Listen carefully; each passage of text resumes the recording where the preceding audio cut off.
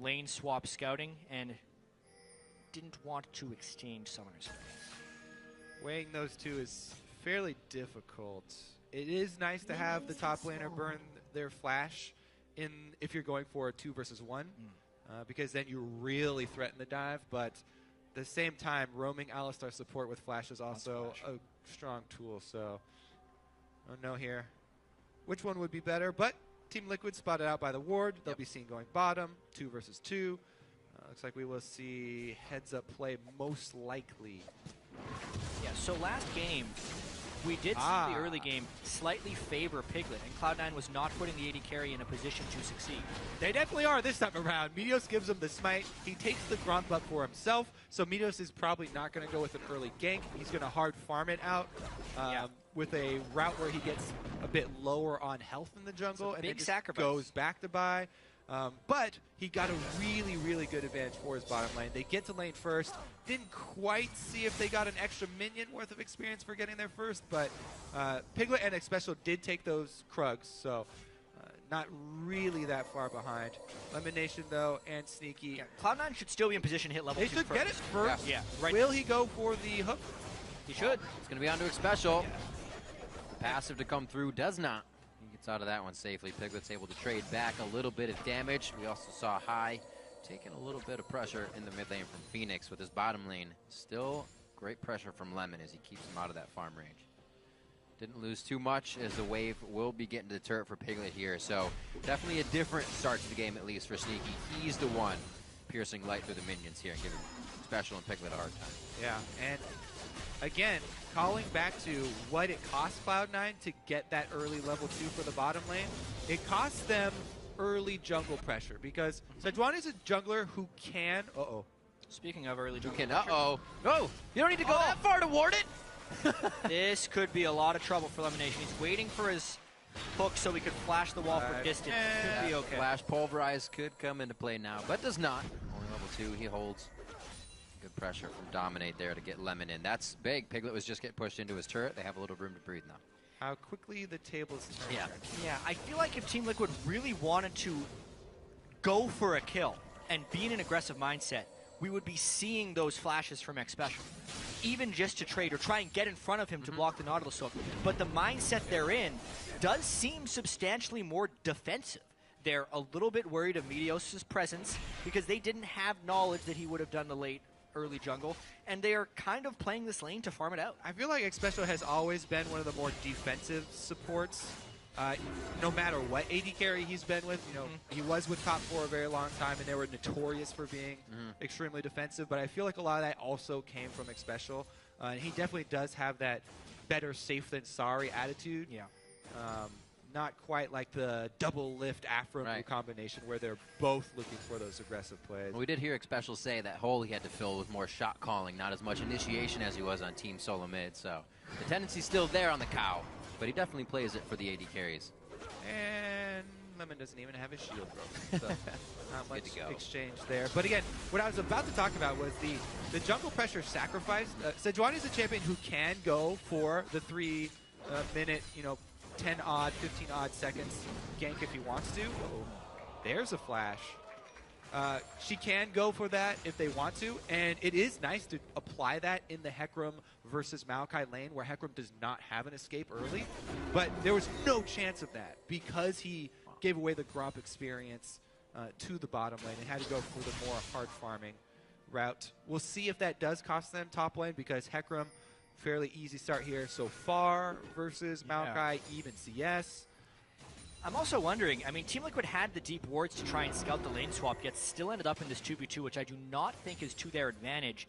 Just theoretically, the Nautilus Lucian against Sivir Alistar. Trying to even it up here. There's the flash. There's the flash, though. That's what they needed, especially that sneaky Lucian as well. He knows how to get out of those sticky situations, and he may still be able to provide a lot of power for the game.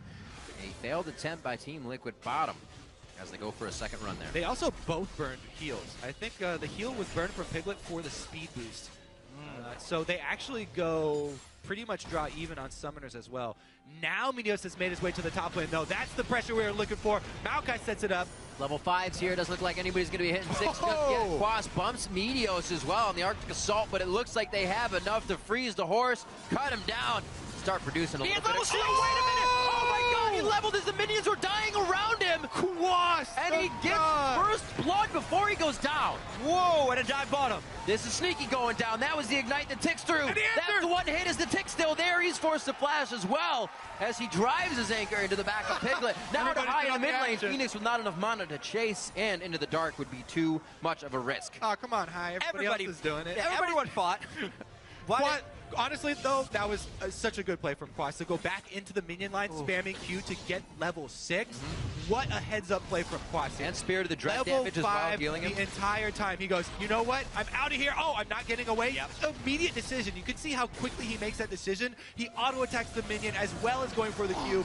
Boom. Instant level 6, level up. And the Ignite gets the counter kill there. Best he could possibly hope for. And then in the bot lane, they knew they had 2 summoners down, plus they still had Ignite, so they go for the dive.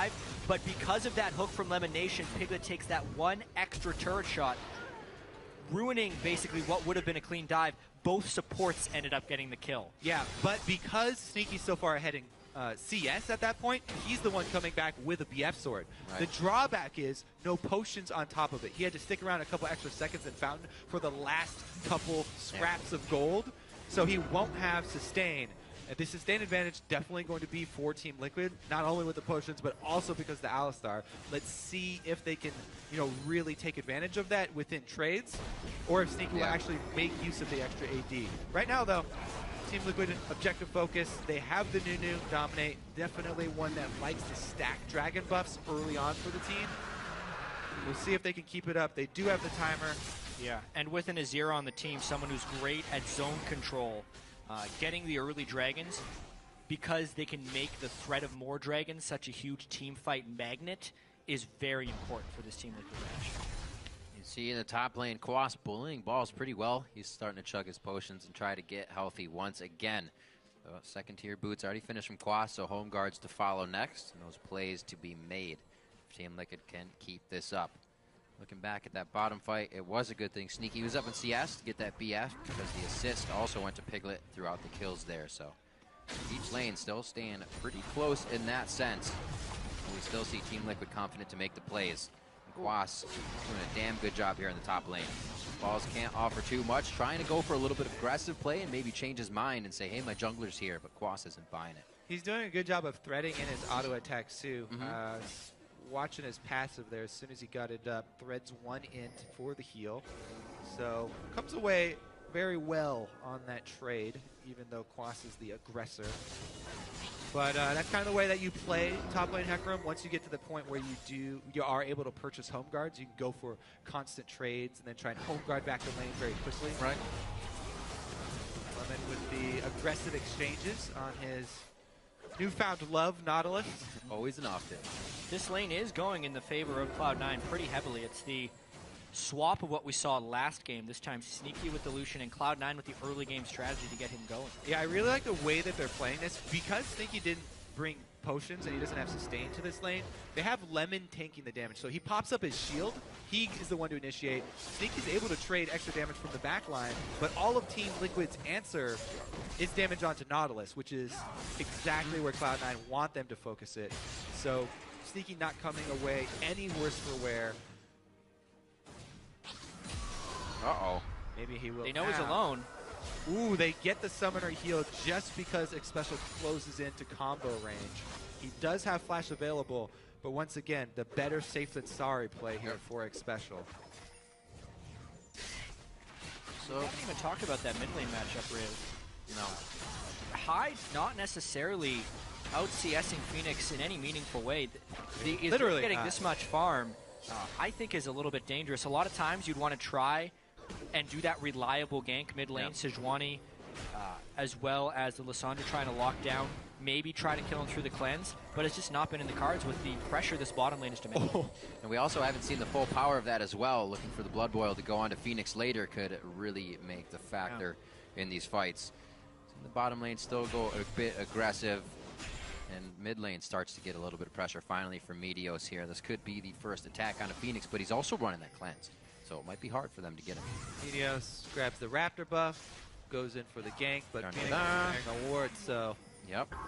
Whoa! Shifting Sands into depth charge. There's a lot of long-range spells here. That's going to be it. They can't get past the Emperor's Divide, and he keeps it safe. Dominate gets it from the other end. What a beautiful absolute zero. High is going to be stuck in this one as well. Everybody's getting chilled down to the bone in this fight. Meteos back in. Can he do enough as he puts the permafrost down? One last soldier hit. Oh, it's Quas coming through. The teleport home guard is now ready for use. Yeah. And used. All the things that can knock you backwards. How hard is it going to be to initiate on this Team Liquid team? That was a preview of how difficult it's going to be. Alistar coming behind him. Here comes Xpecial. He still has all summoners as well. Xpecial has no. level 6 too. DP Meteos is close as well. Not a lot of mana, but the presence of the bodies is all they need. Great cancel. Great Yeah. DP cancel. Teleport started channeling before Xpecial dealt any damage. So Xpecial did not draw any tower aggro there, and they're able to get, even though it was a canceled teleport, bit of the cooldown out.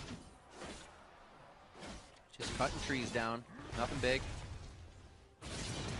Oh, gets the flash. Definitely shorter cooldown for Quas. Wins that engagement, and he has been now. Starts to get just a little bit of that gold lead. Starting to press forward and get his wards down. So he'll be safe, and now be very troublesome for Cloud9 to take down.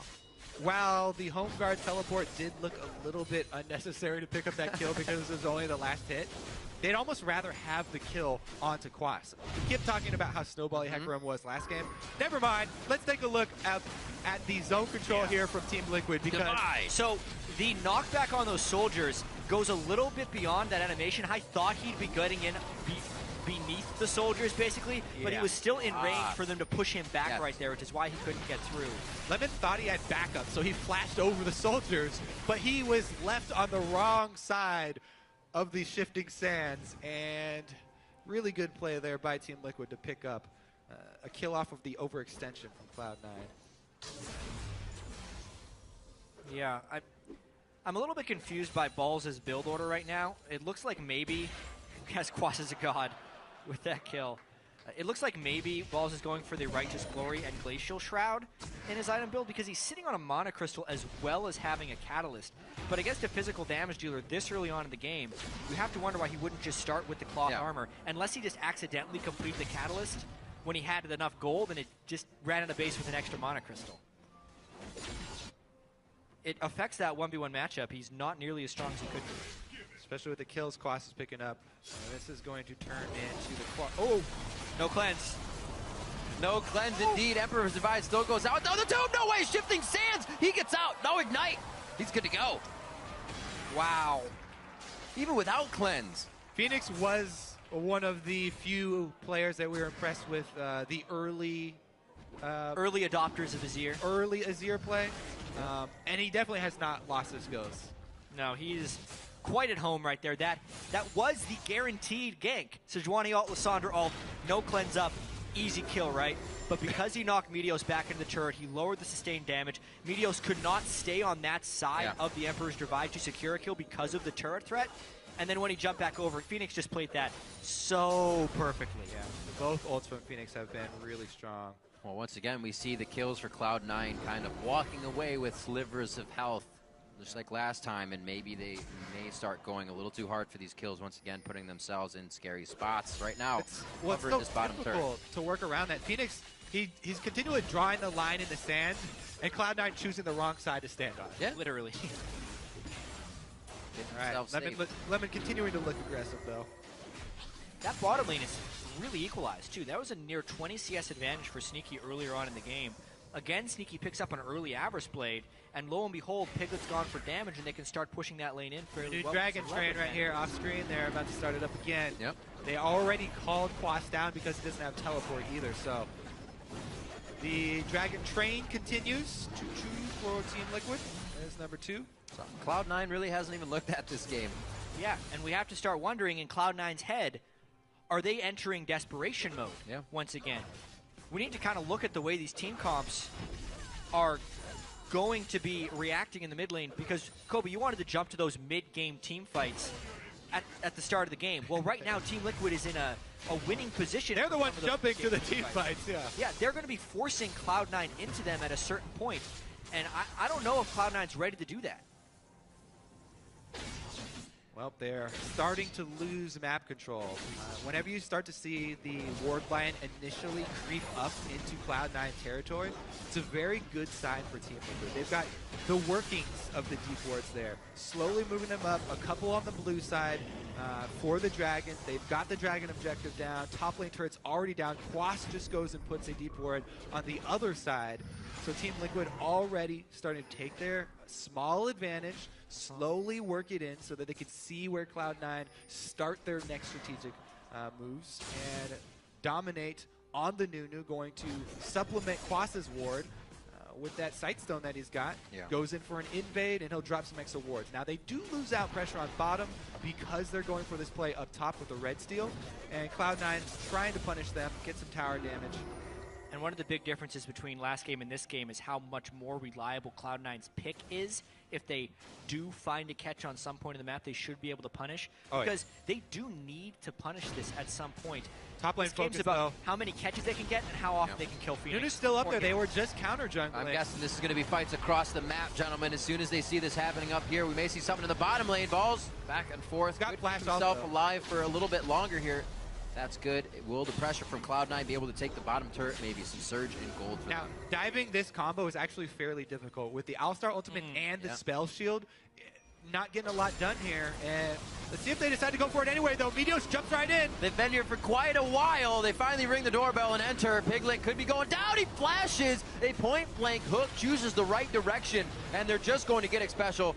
Piglet trying to do what he can here. That home guard TT will come in. Quas starts flying through. I don't know if he wants to be there anymore with Balls being in the fight. Here comes Phoenix from the top side. Tri-brush. He goes after Lemon. He's going to be chased out in that, and everybody's a bit split on their focus. I don't know if they finalize any more kills here. Phoenix wants it. There it is.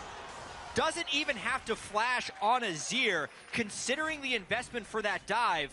Oh, because of the turret, it's real close. I mean, Hai did shove the lane, but usually we see Hai, the mid laner, getting off the roams. Hai is the one making plays, sacrificing farm. Yeah. So Cloud9, maybe they are having a little bit of problems here in the mid lane. Not quite sure. Hai deviating from the normal style. Let's see if he can hold the mid lane in response. Team Liquid looking to answer, but Hai is fine. So Cloud9 will take that turret to equalize a little bit there. Also, I do want to give props to Sneaky. He didn't just run away from Hecarim mindlessly as an AD carry. He got the tag off to take down the home guard bonus, greatly reducing not only the mobility but the damage of that teleport in from Hecarim. This game is really starting to take off as well. Quas about to hit Trinity Force. I think that's a huge moment for the power spikes of Team Liquid. They're actually hitting item breakpoints at a really opportune time as they continue to force these dragons and basically try and stop Cloud9, who's going to be making substantially more aggressive plays as this progresses. Cloud9 has all the initiation tools. Team Liquid has the disengage and counter initiation tools, and this is shaping up to be a great game. It really is. Team Liquid are delivering with the strengths that we were looking for them to continue with. That's true. Hai making one of his roams. Quas is in trouble, answer three people. Kind of answering a bit of my question. Meteos wants to pop an ult as well.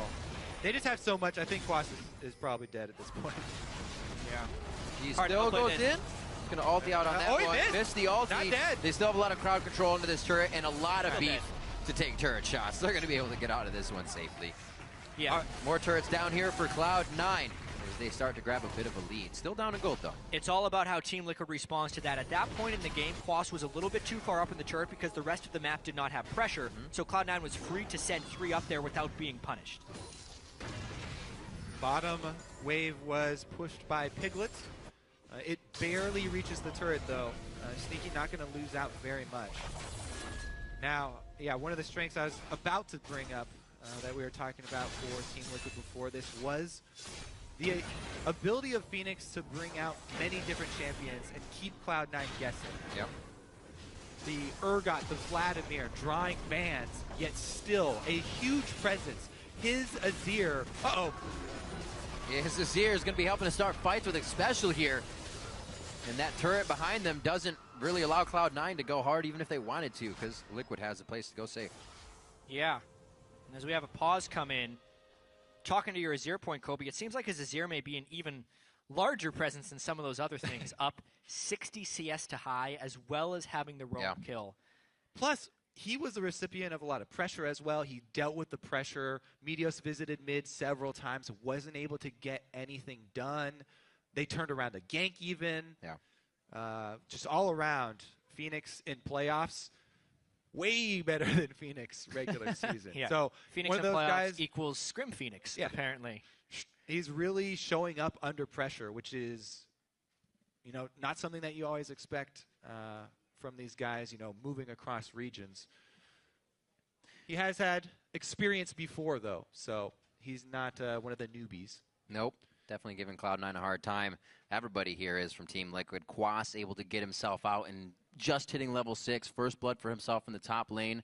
Every time it seems like Cloud9 tries to do something, it backfires a little bit, and they're not able to kind of push a turret as they usually would, or take something else, or just be Cloud9. Seems difficult for them at this point. High definitely having some trouble in the mid lane there as he goes against Phoenix.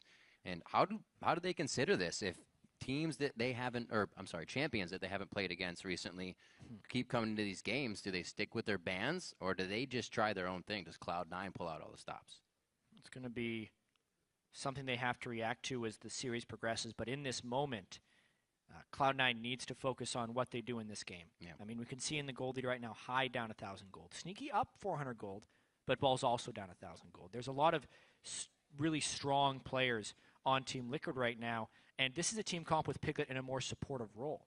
This is the Sivir who carries by pressing the R button, and then Phoenix and Quas end up running in after them. It's not only a different style, but a different priority in game from Team Liquid. Right. How many kills did Piglet have at this point with the team feeding him those last game? Quite a bit. Yeah, and if we're looking at damage output as well, for Cloud9, this is a full tank Maokai. This is not the Rod of Ages first Maokai that does a surprising amount of AoE and can really affect those longer team fights. This is full tank Maokai, along with full tank Sejuani, and they've got a more control-oriented mage in the mid lane. So it puts a lot of pressure on Sneaky to be the consistent damage output for this team. Yes, they do have a lot of lockdown, but it kind of puts more importance on using the lockdown well on someone who's out of position, because you need to make the damage count, and you have to focus your damage when you have a team like this. The target calling is actually really important for the Cloud9 squad. Yeah. And who do they target call on? I say it's Phoenix at this point, even though they may be tempted to try and lock down Piglet. Phoenix is the one that at the moment will do more sustained damage, has more disengage potential. If they could somehow lock down Phoenix before he can get off that Azir ultimate, ult is so big. Then it's a one fight. But if they fail to do that, or if they burn some of that stuff into a spell shield, it all goes out the window. Phoenix is also not building the early Zonias that we sometimes see from Azir players to pull off those plays where he jumps in, so that may give an opening for Cloud9. Yeah, I need to update right now. The pause is because High and Sneaky have been complaining of lag. They did a client restart, and they tried it again with the new pause. I can only assume that they're still complaining about the same issue, so just to keep everyone updated on what the delay is for. Absolutely, we'll get that sorted out in just a few for these guys. Having that Phoenix pick, as we were just talking about Azir, you brought up the Zhonya's there, and that ultimate, you said if they can get that ultimate before it comes out, or even if it comes out, how do you bait out an Azir ultimate if you can? Because it has literally changed 2 or 3 fights already in this game. You only use that if you're going to die, right? If everybody's on you, so you kind of guaranteed. The thing is they can't really bait it out because Cloud9 have to commit very hard when they catch somebody. Yeah. So it's going to be about can they actually take down the target. But usually when we see the Zhonya's come out from Azir players, it's when they're trying to use their ultimate offensively and they're doing these crazy flash plays and dashing in. That's not how Team Liquid want to use this Azir. Their zone control, their Nunu, and their Azir are for defensive use of that terrain control. So he doesn't have to really worry about diving into the enemy team because they're trying to rebuff the onslaught. Yeah, this is a strange thing. Just to while we're in this delay because of the High and Sneaky client issues, I want to talk about Zhonya's on Azir only because it's not the same as Zhonya's on a lot of different mages because it's so much about the soldiers trying to auto attack for sustained damage. Azir building a defensive Zhonya's really cuts down on his team fight potential damage. Yes, there is that moment where he can ult backwards for the rest of the team, but it is one of the less optimal mid laners to build Zhonya's on because you cut your damage so immensely. It's almost like an 80 carry in a strange sense, building his Zhonya's. When you're there, you're not doing anything. You're not maximizing your damage potential. Kind of like an AD carry building a Bloodthirster early on instead of Infinity Edge. And it's overly defensive. Yeah. That's a apt analogy for the relative power. You don't get as many style points, but... Yeah. Well, seeing the change in carries for Team Liquid this time, definitely not putting up the kills for him. Looking at Dominate as well in the jungle, kind of in the past, in history, we heard a lot of things in him changing his style this time, being more vision controlled, being more peel controlled, protect the AD carry. It's been pretty incredible to see these guys with so many changes now now find it is the best time to do it. But yeah, find that organization, find what they need, and come out with these wins. He was very vocal about that being difficult on him in general as jungler as well. So with the meta changing, he's done very well to keep that strong. And now back on the Nunu. Time for the tank junglers. Time for the tank. We heard Saints tweet recently about that Dominate play on Nunu. Oh, look, Dominate's ahead. Just walking there with Nunu and... yeah. That's a lot what you feel like when you're on Nunu a lot of the times. There are Saint was also complaining about PBE notes because there are booming Nunu nerfs coming. Those two guys, Dominate and Nunu, two of the biggest lovers, or Dominate and Saint Vicious, two of the biggest lovers of Nunu in the North American LCS. Absolutely. Looking back at the go ahead. If you can get the snowballs down on Sneaky, like this team is already hurting for damage from Cloud9. If you can just sneak a couple snowballs in there, it really does a lot for their team fight. Yep. All right, so while we work out the issues on the stage, everyone, we are going to send it over to the guys on the analyst desk. Thank you, Riv. So we have some time to take stock of this game midway through, which is kind of an interesting approach because we can critique how we think maybe the game should move forward from here. So let's set the stage, which is that both teams are kind of taking a similar approach to this game in that Team Liquid putting a lot of focus on their bot lane. Sneaky and Lemon having a better time in the duo, but Dominate putting a lot of focus there. Meteor still choosing to put a lot of focus into the top lane, so not a whole lot of changes there in terms of jungle pressure. Yeah, which surprised me a little bit because C9 went the opposite way I thought they would go. We're like, okay, they're trying to get balls ahead. Cool, they're going to play something aggressive like a Maokai. And the thing is, Ball's a good Maokai player. It's fine. Like, they like his ability to flank. And the thing is, they're picking Maokai because he's got this single target lockdown. This comp, by the way, is almost identical to the one they played against Liquid in Week 8, where Maokai, that time Vi, Lissandra, Lucian, Nautilus, they're just trying to kill Piglet.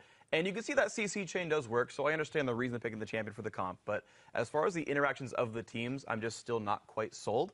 And what this overall does, though, is it puts a lot of pressure on Lucian, on Sneaky, to actually deal the damage now in team fights.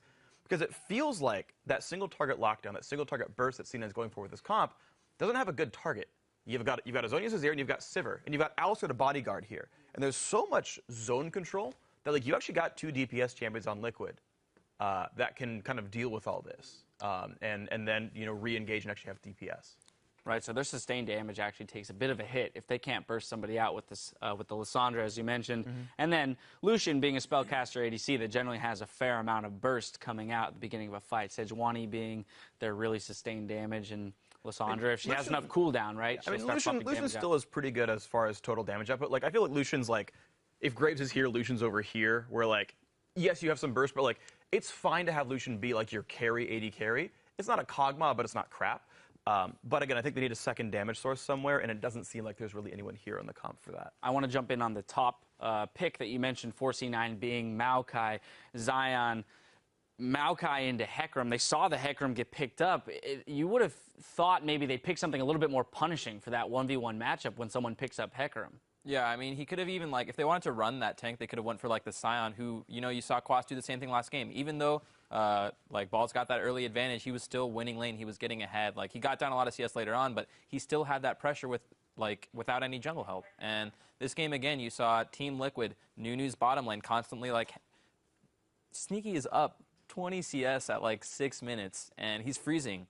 So if their jungler is there, like, they're going to win the game. Like, Piglet couldn't do anything. And then what happens again is Dom just walks up, and then he just pushes in the lane and blows flash, and then there goes their whole bottom lane advantage. And Team Liquid is playing to their strengths and what they need to win a game, which is getting Piglet ahead and making sure that Sneaky doesn't snowball when he's that far ahead. And you saw like Meteos going top lane, and it's not really paying anything off. Quas just completely outplayed them 1v2, and they didn't get any advantage off pressuring topside with Sejuani. And then mid lane, Azir versus Lissandra, that just isn't a good time for Lissandra. And like you saw C9 going for that like desperate play where Lemon, like 3 people tried to like flash over the wall. The desperate flash over these. It was just brutal to watch, and I don't really know like what C9 is trying to go for there with pressuring a Maokai lane when they have that Lucian getting ahead. Yeah, the allocation of jungle resources by C9 has been very questionable. First it's top, then he goes middle, and all the pressure is completely deflected by Phoenix, and then their ultis are on cooldown.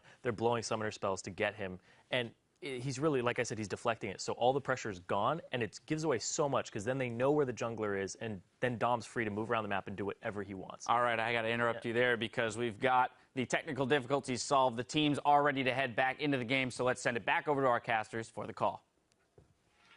Thank you very much, Dash. And we are ready and raring to see a bit more league action here as we sort out the problem. We are going to get the guys playing through and see if it is sorted. This is a quick test as well, but if they play on, then we play on. They are going to be testing the minion waves. They were saying the lag was with the minions, and that's what we're sorting out. So now 21 minutes into this one, 5-5.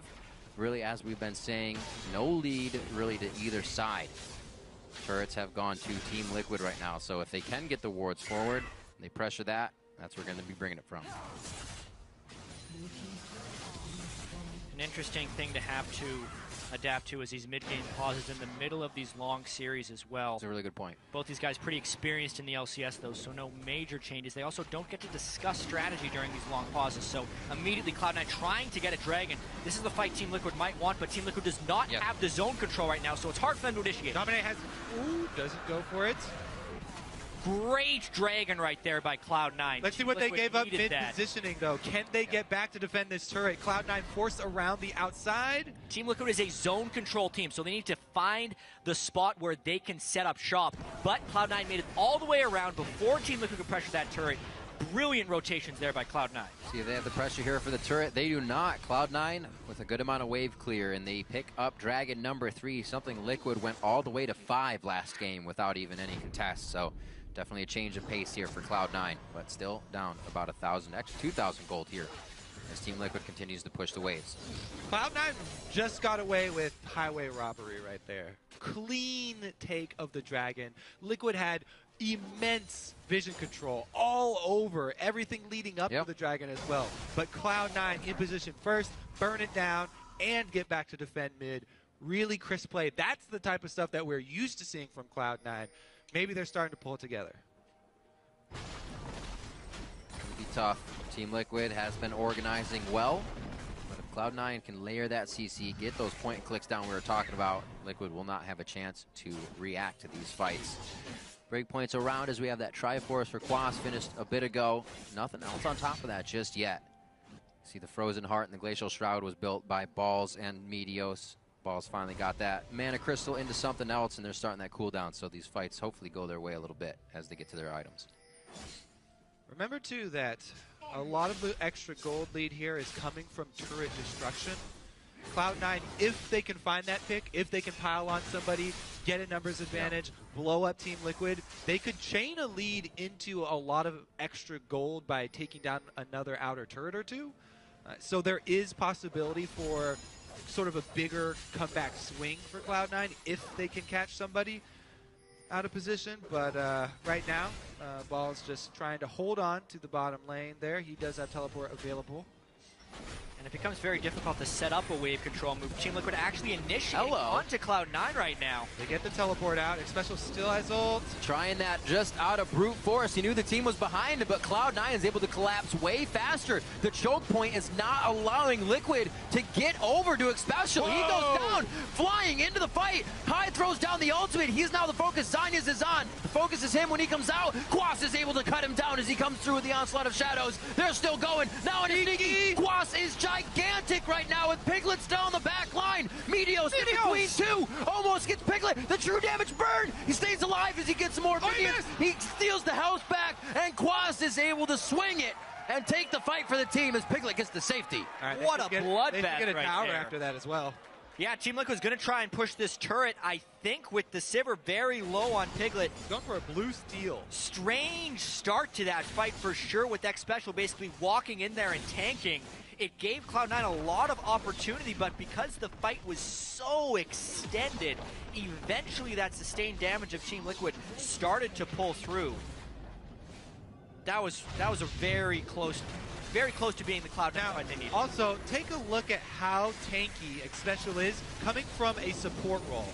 Look at Ball's health bar and X Special's health bar. They're basically dropping at the same rate, and Balls is a solo lane tank.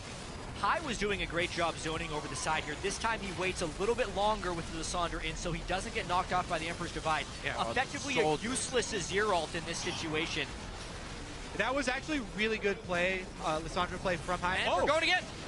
Right on to dominate. They burned the list. Oh, it was the heal. He tried to get the triumphant roar out, but the follow-up is too much coming in from Liquid. They're still going on the fight now. Lemonation's going to go down. A triple kill. That's the Blood Boil Azir coming through, baby. And they're going to hit it. Oh, of course, Quas has the Blood Boil, but Quadra for Phoenix. So that was a much better Azir ultimate, right?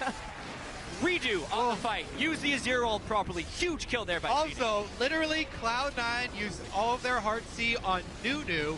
And they even after that, they had to have their AD carry commit forward to finish off the kill. Because they have no damage besides Sneaky, he hesitated, and they're like, you know what? We already put so much into killing this Nunu. We got to finish him off. So they also throw a Sedge ult and have Sneaky dash forward.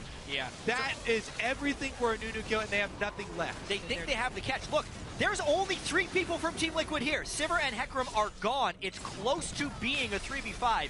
This is the power of Azir. The soldiers are indiscriminate of who they're hitting. Full damage, full AoE. The Emperor's Divide crushes them. Then Quas comes in. But this was Phoenix in a 3v4 versus 3v5, killing all 4 of them, which is ridiculous. That is the potential of Azir in choke points with zone control. If the soldier can poke you, it will poke you. Yeah. Indiscriminate soldiers. He will poke all of you. He'll poke all of you. Yeah, that's right. Very true. Get that line damage going through. 9 kills for Team Liquid in the matter of about 2 minutes. And 6 of them are on Phoenix now, 5 on Quas. Yeah. This is the solo lane carry game. It's so nice how Team Liquid are able to pivot. You know, Piglet, you're on the Sivir, a little bit more utility oriented. Don't worry about it. We have 2 ridiculous solo lane carries playing extremely well. And it's so safe for them to get these pushes in. The Azir turret goes down. They got a partial base outside on the side of C9's map, and it's hard for him to do anything. And a dragon they can get very easily. Who is this Team Liquid team? Honestly, they had so many struggles in the regular season. They had to play a tiebreaker game to even make it into the playoffs. And then you look at a team like Cloud9. This is somewhat the story of their season, because every other week we say Cloud9 is back because they look great the previous week. And then they go and lose a game they weren't expected to lose beforehand. Well, everyone said Cloud9 was back after they got the number 2 seed. Grab the number 2 seed real quick. But are they really? There's been so much inconsistency from Cloud9 this entire split. Yes, they got the number 2 seed, but they look more vulnerable this split than ever. Yeah, you can have some questions about Cloud9 this series. You can definitely say that this is the best that Team Liquid have looked all year, though. By far. By far. Good. Indeed. They don't want that 4th spot. If they were to lose this game, it could be the same 1, 2, 3, 4 we had last year, but it's not the same cursed team. It's Team Liquid, and they're pushing on. They're looking to get a lot more out of this season. Cloud9 almost has to initiate right here. The Baron buff is still on this Team Liquid team, and they have the zone control. Those Azir soldiers just poke High to half health. Yeah, not much they can do, especially if he puts the soldiers on the turret, does a good amount of damage, so they can just pick these things down immediately. Balls can't even stand tall with the fight. Lemonation gets bounced out for a second, but that could be their engage. There's the Sivir on the hut, and they're going to be going for this fight now. Piglet in the backside, a little bit of control to him, but he is free to run and free to roll over Lemonation here. Meteos now heading for the fountain, and Team Liquid has Cloud9's base to themselves. Yeah, nobody died there from Team Liquid. The Baron buff is gone, however. It'll be interesting to see if they back away, but boy, they really have control of this game now. Team Liquid, another victory over Team Tanks inside the base. 1 inhibitor down. That will be a huge, huge opening. Because Team Liquid, as we've gone over, they can... Yeah. Do they even have the damage? Yeah. It was like, yeah, that guy's you pretty know what? game. Nah. Going back to that last fight, though, it was an example of the fears we had about this Cloud9 team composition and the strengths from the Team Liquid team. Unless Cloud9 can close on Phoenix, basically, and instantly kill him, they're going to have a bad time. The ultimate, you see how thin the Sejuani ultimate is right there, not getting the stun on anyone. That's a failed initiation. Phoenix is still alive. High sells out for him, but the Cloud9 damage was spent on not getting a kill, which means Team Liquid can continue to churn that damage that their team provides and get 2 more kills. That Azir ultimate proving extremely useful. It's not a lot of times you get to play against walls that are going to path you in different ways or really stop the team from initiating, and it seemed to throw Cloud9 completely off here in them trying to get into their fights and overextending way too much. What an upset this is, and what a good story for Team Liquid. I mean, they are the last team that snuck into playoffs. Yep. They take down CLG in a huge set, just sweeping them, and now they're looking to try and sweep Cloud9. A dominant performance. I don't think anybody predicted a 3-0 in Team Liquid's favor. They're making a strong early case here, but this is still game 2. Gonna try and finish it off here. Well, one of the teams with more internal problems than most, but I think now that they've righted them, they're even closer than they were before. Or closer than they could ever be, rather. Yeah, no Baron buff this time for Team Liquid to try and push down, but they still have the Azir, who makes turrets melt just by placing his spell on him right there. Sivir not the best sieger. Thank goodness they have Azir. Look at High. He is done for before the fight. Meteos goes for broke. The rest of the team has to follow for this to work, but again, Emperor's Divide is keeping all of Cloud9 from getting to Team Liquid, and they once again surgically remove Cloud9 from the map and move into the base. And just for good measure, Kwa sends a message. One last he bump. has to stay in the base. That's going to be the game. What a great set. The second one coming out here from Team Liquid. They move it to match point in a best-of-5 series against Cloud9. This one just took 32 minutes as opposed to the 40-minute matchup last time. 21-9. Team Liquid move on to Game 3, 2 up. These best-of-5 series are so snowbally. We've seen so many times. The early first game victory giving Team Liquid a lot of confidence, and their clean play backed up in game 2 as well. Now on a 5-game playoff winning streak. Yeah. Their first 2 playoff victories ever over Cloud9. And they're looking stronger game over game. Team Liquid in the COG series, first game was really close, and they improved throughout. First game was closer than this one for sure in this series as well. Phoenix's Azir, 9-1-10. Was scary. They're already throwing 2 bans at the guy. First 2 playoff victories over Cloud9 ever. That was only their 3rd victory of any kind ever against Cloud9. But yes, Phoenix, you're banning out the Urgot. Oh my God, this crazy champion that only like Keen and a couple other people play.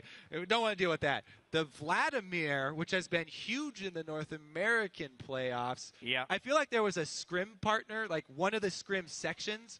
Vladimir showed up big for a lot of these, couple of the North American teams that were all practicing against each other and drawing repeated bans here. But Phoenix, the champion pool, even goes deeper than this. He's played really well on Zed. Everything. Yeah, exactly. He plays a lot of things, and he's performed on all of them in playoffs. Yeah.